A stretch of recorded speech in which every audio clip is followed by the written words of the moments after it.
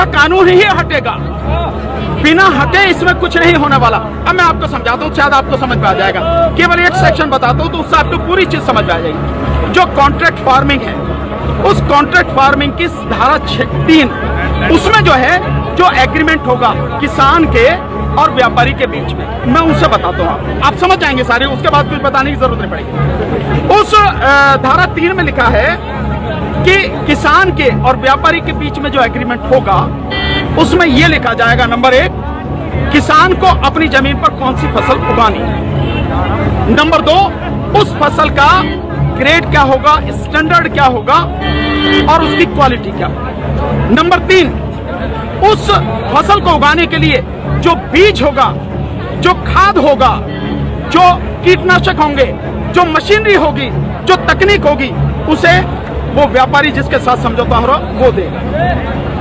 इसके बाद उसी एग्रीमेंट में लिखा जाएगा इसकी कीमत क्या होगी। जो फसल उगाएगा, जब फसल पक के तैयार हो जाएगी तो किस कीमत पर व्यापारी खरीदेगा, ये भी लिखा जाएगा। साथ में यह भी लिखा जाएगा कि इस फसल की कितनी बार चेकिंग होगी, तो बोते समय, फसल जब बढ़ रही होगी उस समय, और जब फसल कट के व्यापारी खरीदेगा उस समय 3 समय उसकी चेकिंग होगी। अब मैं आपको समझाता हूं, एक बहुत मोटे से उदाहरण से समझो। ये मानिए कि इसके कानून के हिसाब से पूरे देश की जमीन, पूरे देश की जो किसानों के पास जमीन है, उसका जो व्यापारी हैं उनसे एग्रीमेंट हो गया। व्यापारियों से एग्रीमेंट होने के बाद सारी जो फसल है वो कहां जाएगी, व्यापारी के घर में। इसका मतलब यह हुआ कि सरकार के पास खरीदने के लिए एक दाना नहीं बचेगा, सारी की सारी फसल व्यापारी खरीद के ले जाएगा। और व्यापारी कितनी फसल खरीद सकता है, पहले उस पर प्रतिबंध था, अब इसेंशियल कमोडिटीज एक्ट यानी आवश्यक वस्तु अधिनियम से वो बैरिकेड हटा दी गई। यानी कि जो एक लगा रखा था बैरियर कि इससे ज्यादा नहीं कर सकते, लिमिट लगा रखी थी, लिमिट वो खत्म कर दी। इसका मतलब व्यापारी जितनी चाहे फसल खरीद के अपने गोदाम में रख सकता है। अब मानिए कि जब पूरी फसल किसान से व्यापारी के घर चली गई, तो अब थोड़ा सा पीछे आइए। 2013 में इस सरकार ने, संसद ने एक कानून बनाया था इस देश के गरीब लोगों के लिए, 82 करोड़ गरीब लोगों के लिए नेशनल फूड सिक्योरिटी एक्ट यानी राष्ट्रीय खाद्य सुरक्षा कानून। उसके तहत 82 करोड़ लोगों को 3 रुपए किलो चावल, 2 रुपए किलो गेहूं और 1 रुपए किलो मोटा अनाज देना था। अब मैं आपसे सवाल पूछता हूं, अब समझें आप कुछ। जब सारा अनाज व्यापारियों के पास चला गया, सरकार के पास कुछ नहीं है, तो सरकार इन 82 करोड़ लोगों को कहां से अनाज लाएगी, पहले तो ये बताओ। इसका मतलब जो 82 करोड़ गरीब सरकारी मदद पर निर्भर था, वो खत्म हो गया। मतलब आप कह रहे हैं कि किसानों के खिलाफ बिल है, किसानों की भलाई की बात कर रहे हैं, पर किसानों के खिलाफ लोग समझ रहे हैं नहीं, ये पूरे देश के खिलाफ है। 82 करोड़ गरीब खत्म, देश में 5 लाख जो राशन की दुकानें हैं खत्म, 5 लाख राशन की दुकानों में कुछ रोजगार भी मिलता होगा खत्म। अब इसके बाद आप आ जाइए कि जब किसान को सारी चीजें, जो खाद भी है, बीज भी है, कीटनाशक भी है, मशीनरी भी है, तकनीक भी है, वो व्यापारी जिससे समझौता हुआ वो ही देगा।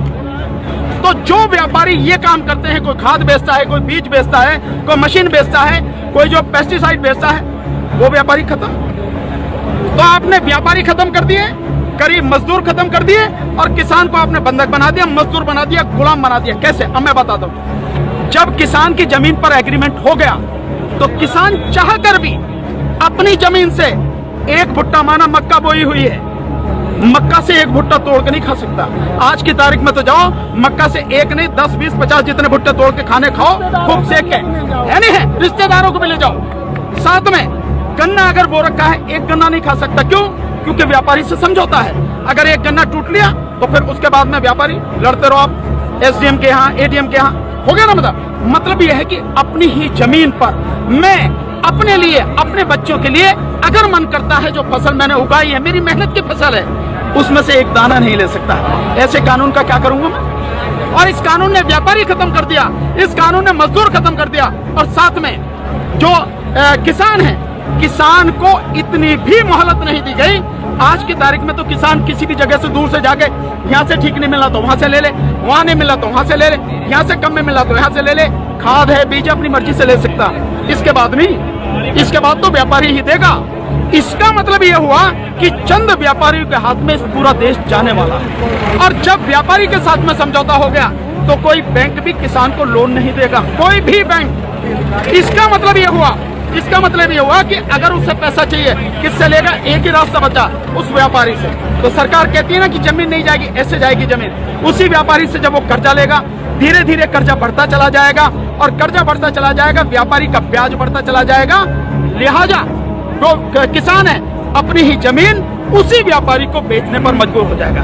अब थोड़ा सा पीछे जाओ, आपको लेके जाता हूँ। 1947 से पहले क्या था? इस देश में जो साहूकार होते थे वो ऐसे ही करते थे, किसान को ब्याज दिया और वो ब्याज का मतलब पैसा दिया, वो पैसे पे इतना ब्याज, ब्याज पर ब्याज, ब्याज पर ब्याज, किसान की पीढ़ियां गुजर जाती थी, कर्जा नहीं उतरता था और सारी जमीन जो साहूकार के यहाँ पे चली जाती। मदर इंडिया, ये मदर इंडिया देखो, और नए उसमें देखो धर्मेंद्र जी की गुलामी देखो आप, और अगर पढ़ना हो तो गोदान पढ़ो मुंशी प्रेमचंद जी का।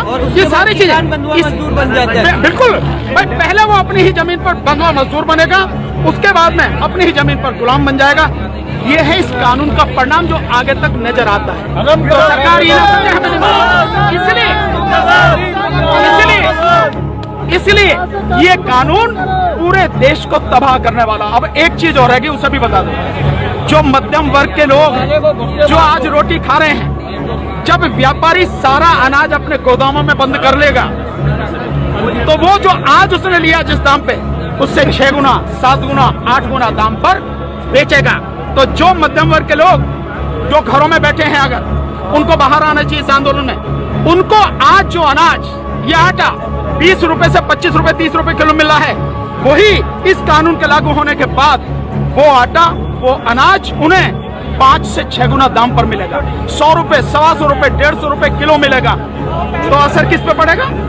एक भी व्यक्ति बचेगा नहीं जिस पर इस कानून का असर न पड़े।